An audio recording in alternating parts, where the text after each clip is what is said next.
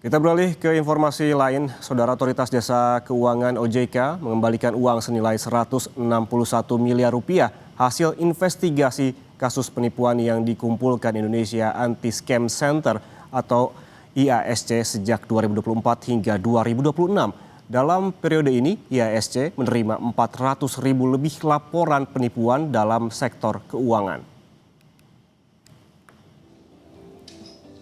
Uang total senilai 161 miliar rupiah hasil investigasi penipuan sektor keuangan dikembalikan oleh Otoritas Jasa Keuangan OJK kepada korban melalui Indonesia Anti-Scam Center atau IASC di Jakarta Rabu sore. Uang ratusan miliar ini merupakan hasil dari investigasi yang diterima IASC sejak 2024 hingga 2026. Kepala Eksekutif Pengawas Perilaku Usaha Jasa Keuangan, Edukasi dan Pelindungan Konsumen OJK, Frederika Widiasari Dewi, menyebut penipuan keuangan kini telah berkembang menjadi jaringan lintas negara yang kompleks dan tidak mengenal latar belakang korban. Frederika menjelaskan, IASC berhasil memblokir hampir 400.000 rekening yang terindikasi kasus penipuan.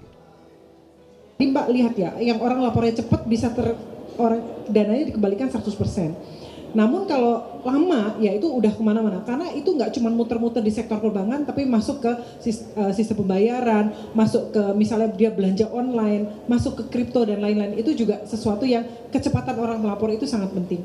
Nah, hasil kerjasama dari bapak-bapak ibu yang ada di sini, sebetulnya dana yang bisa kita blokir adalah 400 miliar rupiah. Namun hari ini yang bisa kita kembalikan clean and clear 161. Nanti ke depan kita akan kejar yang 240-nya untuk bisa kita kembalikan juga kepada masyarakat. Sementara, Ketua Dewan Komisioner OJK, Mahendra Siregar, menyebut maraknya kejahatan penipuan merupakan dampak dari pesatnya digitalisasi di sektor keuangan.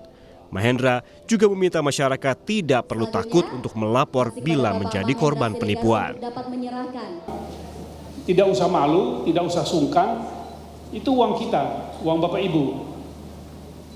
Dan kalau ada yang menyalahkan Bapak Ibu, kenapa teledor, kenapa begini ya, yang menyalahkan itu jelas nggak mengerti persoalan.